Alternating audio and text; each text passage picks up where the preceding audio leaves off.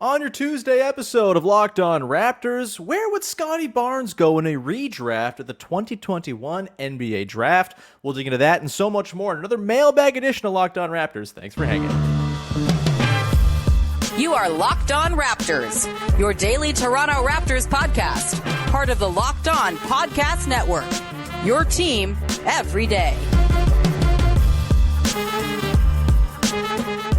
Hey, what's going on? And welcome to another episode of Locked On Raptors, part of the Locked On Podcast Network, your team every day. It is Tuesday, August the 22nd, and I am still recording from the past as I am on vacation. But you lovely listeners sent in a ton of great listener questions, and so we are going to dig into some mailbag cues once again today. I'm your host, Sean Woodley. Of course, we're covering the Toronto Raptors now for 9 seasons on various platforms. You can find all my work over on Twitter at WoodleySean. You can follow, subscribe to, rate, and review the podcast for free on your favorite podcast apps. And, of course, you can join the Locked On Raptors Discord. The link is in the description, or it might be expired by now. But either way, you can DM me on Instagram or DM the show on Instagram, and you will be able to get that link if you want to hop on in. And if not, just wait till next week when I'm sending out those fresh links left, right, and center once again. All right. Let's get to it on today's show. Once again, taking your mailbag questions, and we have some really juicy ones today. We'll probably want to get to like 3 today because we got some good ones. We will start with one regarding one Scottie Barnes and the 2021 NBA Draft. This one comes from Stago.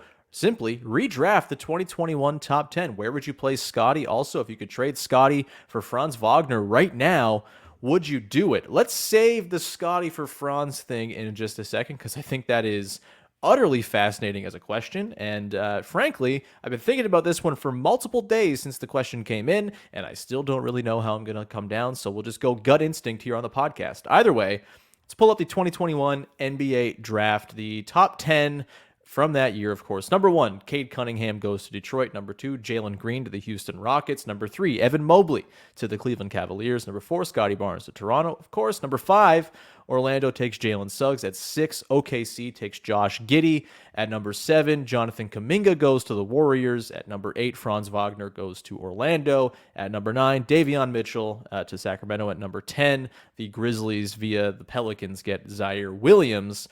Of those guys, I think we're probably looking at like 5 to 6 of those top 10 are still going to be in my top 10 as I put it together here. A few guys, obviously, deeper in the draft have really popped, who I think probably should go much, much higher if they were to do a redraft right now. So let's begin. At the top, the number 1 pick, this is really interesting because there's still an argument to be made that the type of player Cade Cunningham is, a multi-level scorer who's a big wing guard type creator who can shoot and play some defense, in theory, that's a fantastic player. In the games that he has played, he's played 76 games. He's not been terribly efficient, but he has averaged 18, 6, and 6. He's got that sort of stat stuffing ability. And I think Cade Cunningham is still going to be a very good player despite the injuries that have hampered him through his first 2 seasons. I don't think I can go with him at number 1, though. I think it's probably Evan Mobley still. There's a lot to like with Evan Mobley. I think we saw down the stretch of last season the steps that he made when it came to his playmaking, when it came to just sort of being a scorer who could go and get something for himself. I think as he kind of grows into that, the defense is obviously going to be unbelievable, but as the offense comes along, the package is going to be pretty undeniable. And Evan Mobley is going to be the type of big man that every really good team needs.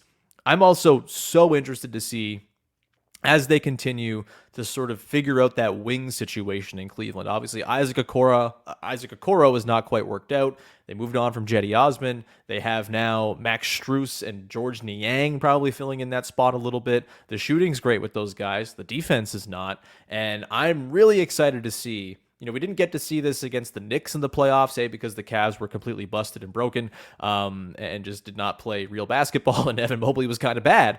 But I'm really excited if they come up against, say, a Boston or even like maybe Miami with Jimmy Butler. You think about teams with like big wing types: Jason Tatum, Jaylen Brown, Jimmy Butler, Giannis Antetokounmpo, Chris Middleton. Do they start using Evan Mobley as like their wing defender to shut these guys down? I think he can do it, and I think it would be horrifying to see him kind of do it. So I'm going Mobley number 1. I know it's going to piss some Raptors fans off, but he's just been the more impressive player through a couple seasons to me. Number 2, I think it's probably Franz Wagner as of right now, just because he's shown a little bit more dribble pass shoot than Scottie Barnes has. I think Scottie Barnes obviously has shown plenty of pass and some dribble, but Franz Wagner is going to be a wing creating type for a long time. Does he have like a massive crazy ceiling? I'm not sure. I'd probably take Scottie's ceiling over Franz's ceiling right now, but I think I feel a lot better about Franz reaching his ceiling than I do about Scottie Barnes reaching his ceiling right now. So I would probably have Franz at number 2. And to answer the question from Stago, would I trade them for one another? I think it's kind of the deal where neither team would want to do it because they're kind of married to their own guy. Franz would certainly fit on this version of the Raptors a lot better. You slot him in next to Pascal Siakam, and all of a sudden all the spacing concerns are gone. But you also don't have anything resembling a point guard on the Raptors when you move Scottie Barnes. I don't think Scottie Barnes is a point guard anyway, but if you were to move him, you would have even fewer options to run the point, and I don't think Franz Wagner is going to do that for you as much as he's got versatile sort of secondary creation chops. So I would say it's Franz 2, Scottie 3 for me, but it's close, and I could be convinced either way. Then we can probably go Cade at 4, I would say, just because of the upside and the wing creation that you just don't find that package of skills very often. At number 5, I think I'm going Trey Murphy. He went 17th in that draft. He's been a ridiculous 40% three-point shooter. We saw a little bit of extra sort of self-creation last year.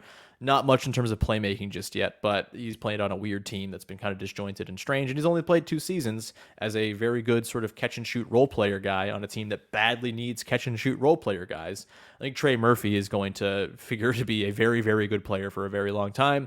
He's one of the players who I would most covet for the Raptors if they were going to sort of trade and sort of move some of their better players for younger guys. Trey Murphy would be very top of the list, so I'll go Trey Murphy at number 5. Then I'll go Jalen Green at 6 because I think Jalen Green is still very good.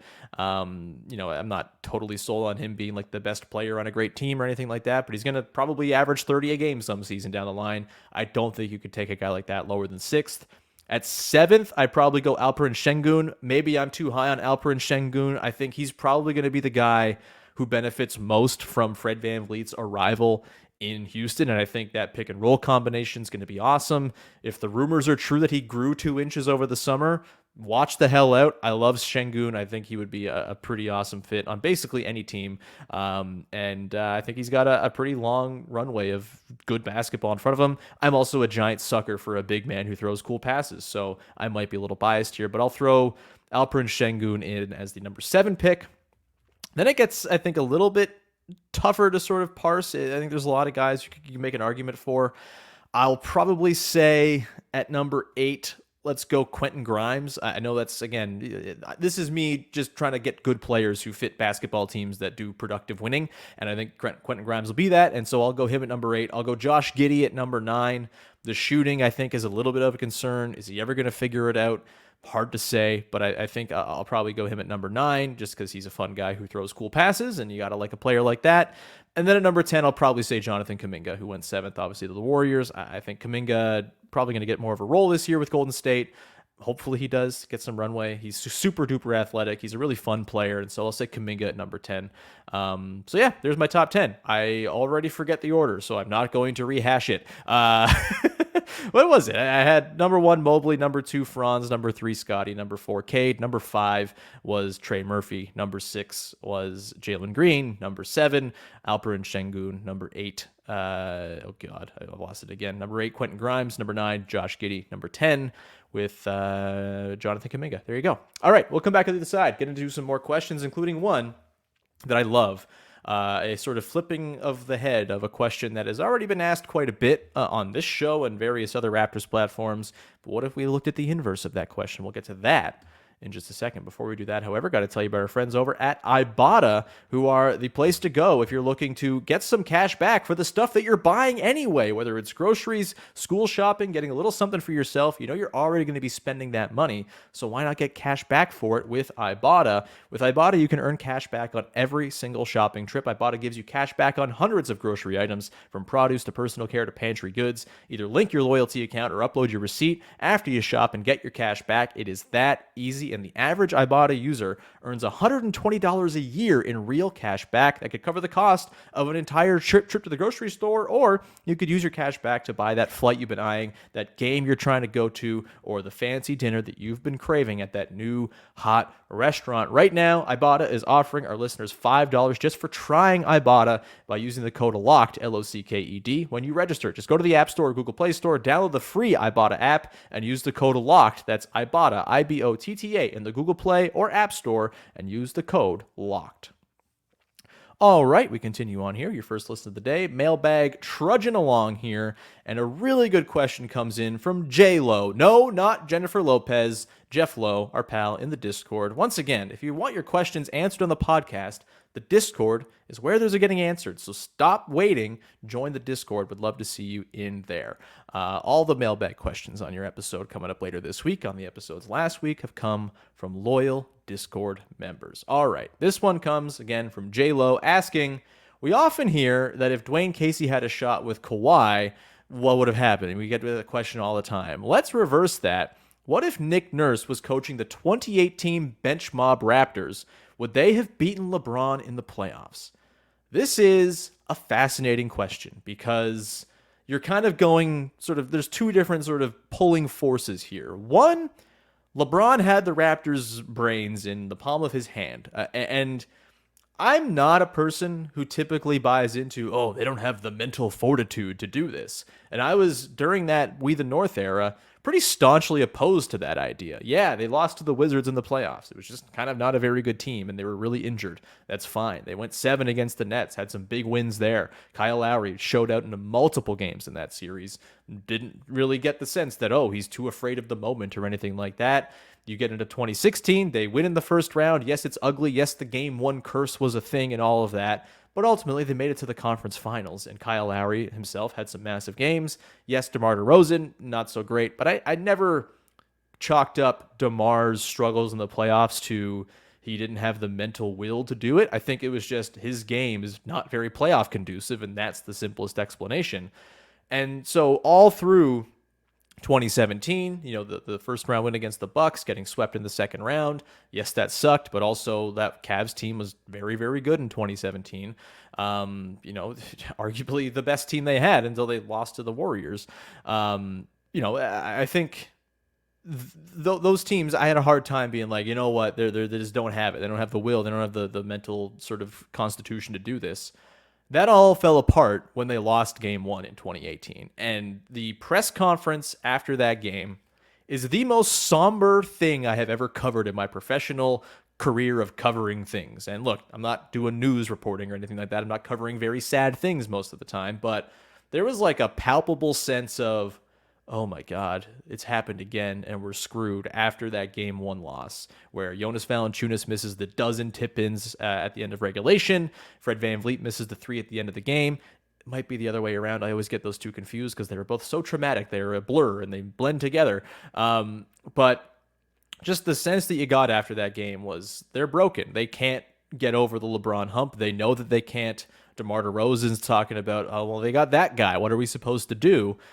LeBron's spinning beers and is spinning balls in people's face and drinking beers on the sideline and all that stuff. Like, it was just a pretty grim scene. And I had my sort of philosophy changed that day when it came to that Raptors team and their mental constitution. I just thought, LeBron's in their heads, and it's clear. And the fact that they referenced game 1 throughout the rest of that series as they lost subsequent games, I think suggested that game 1 was kind of the breaking point.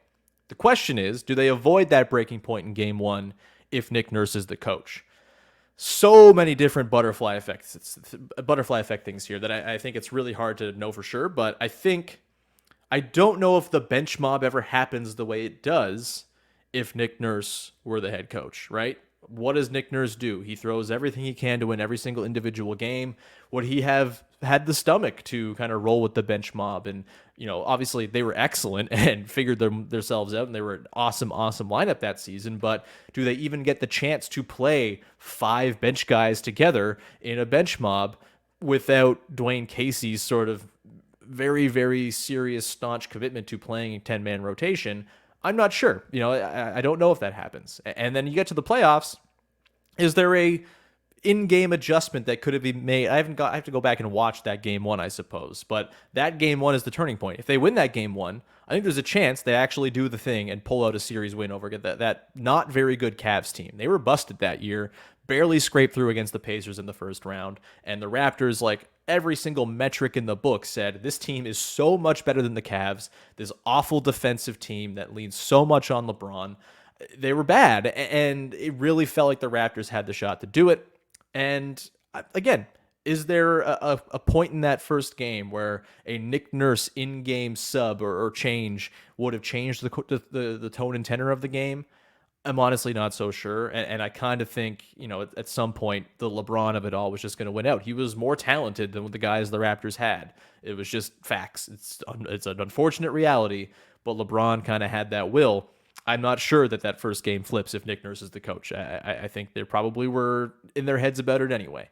I can tell you for one thing, this is for damn certain. LeBron James would have been double teamed on the buzzer beater off glass in game 3. I can promise you that, because Nick Nurse, love him or hate him, he certainly did not suffer star players going unencumbered to the basket without 2 dudes running into them. So maybe that game changes. Maybe they win game 3 and it's a miraculous thing. OGs hit the game tying shot. They go to overtime and they pull out the win and all of that. Would have been awesome. But I think they were too far gone by that point anyway. It's I think they still probably get LeBron-toed is the answer to this question, as much as that pains me to say. And then on the other side, I don't know if I've actually kind of dove deep on the podcast into the would Dwayne Casey have beaten or won the championship with Kawhi Leonard had he gotten a shot. I don't think so, probably. Like, there were a lot of really inventive coaching maneuvers made by Nick Nurse throughout that playoff run, and he kind of displayed a game-to-game and in-game adaptability that Dwayne Casey just kind of never showed. It's totally possible that Dwayne Casey, back for another season after having been screamed at for not double-teaming LeBron James, changes the way he operates and gets a little bit more quick with his reactive decision-making and all of that stuff. But probably not. The guy was what he was, and Dwayne Casey was an awesome coach for a lot of reasons, and in-game adjustments in the playoffs were not it. So I don't think he makes the sort of call to, let's go big with Ibaka and Marc Gasol in the Sixers series. I don't think he boxed and won Steph Curry in the finals and all that. So at some point, having Kawhi Leonard on your team makes it so it's easier to win a championship, whatever coach you are.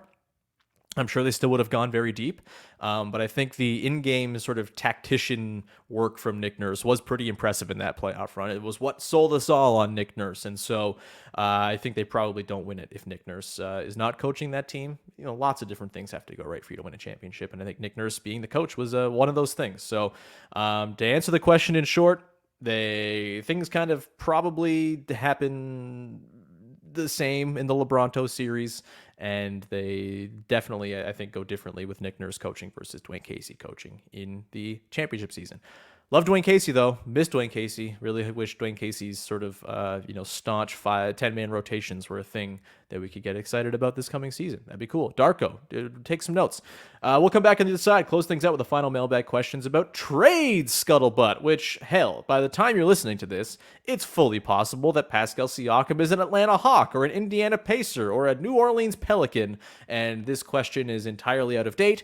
We'll run that risk. Coming up, we'll play dangerous and live on the edge. But before we do that, just a reminder, go check out Locked On Blue Jays. Our pal Craig Ballard does a wonderful job documenting the ups and downs of the Toronto Blue Jays each and every day. As by now, who knows where they are in the wild card chase? Maybe they're behind Seattle. Maybe they're ahead of Seattle. Maybe they've got on a crazy heater in line with an Orioles losing streak and are now ahead of the Orioles. Who's to say? Either way, Craig Ballard is to say whatever there is about the Blue Jays every single day over on Locked On Blue Jays. Go check it out. All right, let's round it out here. Final question of your Tuesday mailbag here. And this one comes from Barney Bass asking, with all the Pascal and OG trade speculation, has there once been a source from within the Raptors organization that has said they are shopping either player? All this chatter seems to be coming from outside sources, agents, other teams, even the media. And the reasoning, as I try to read slower than the teleprompter across the bottom runs, and the reasoning for Pascal not being at Summer League was even sort of attributed to this as well. Everyone makes it seem like the Raptors are trying to trade these guys, but is that actually the case? Isn't it more sort of like just other teams inquiring about those guys as opposed to them actually being traded? Thank you for the very long question, Barney. I'm sorry I'm too fast a reader to have gotten it all in. Look, I think it's not just smoke and mirrors, right? Like, yes, there's probably not been someone from within the Raptors organization leaking the latest trade scuttlebutt and details and their sort of intentions to trade Pascal or OG. I doubt that's happened. But Michael Grange has written pieces. He is very plugged in. He has a line into the front office, into the workings of the team.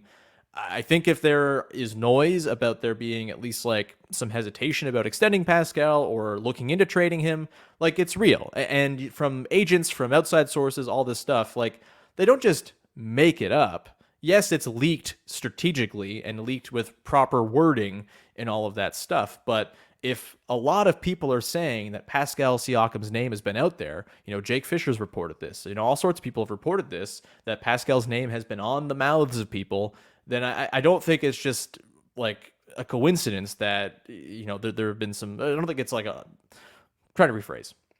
If it's out there, like, there's something to it. There is at least some fire to the smoke. And again, it's all subterfuge. It's all like just sort of agenda driven and rumors and leaks and all this stuff. But we also couple just like the common sense of where the Raptors sit as a franchise right now, where they're at this crossroads. It feels like they have to pick a direction right now.